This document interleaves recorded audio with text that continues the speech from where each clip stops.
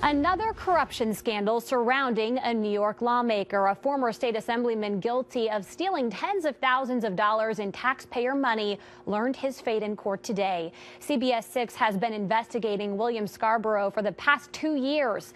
Capitol reporter Kimberly Howard explains why the 13 months he'll spend behind bars is not what will hurt the Queens Democrat most of all.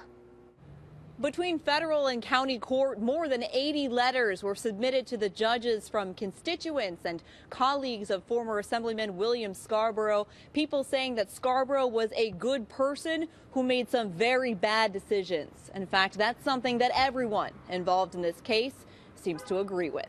Former Assemblyman William Scarborough and his attorney walk out of federal court satisfied with a 13-month prison sentence. Because of a plea agreement, it means the Queens Democrat will not have to spend more time in a state's penitentiary. A federal prison is a much better facility for someone who's 69 years of age and has health issues, and also a much better facility for someone who can bring so much to the penitentiary. He can teach, he can instruct, he can guide. He can, as he told both judges in a pair of court appearances, become a better person.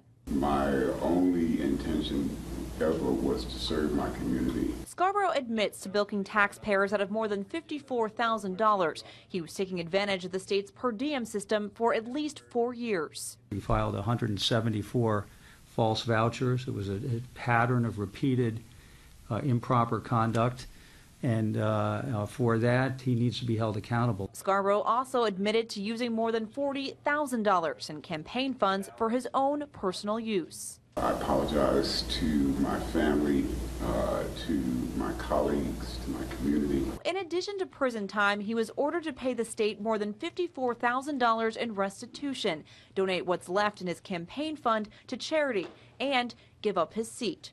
For him, perhaps the biggest punishment of all. I've lost the position where I could be of help, and I regret that deeply. But I will find a way to be of service in some other capacity. Scarborough will surrender to the feds and begin serving his 13-month sentence on November 10th. In Albany, Kimberly Howard, CBS 6 News.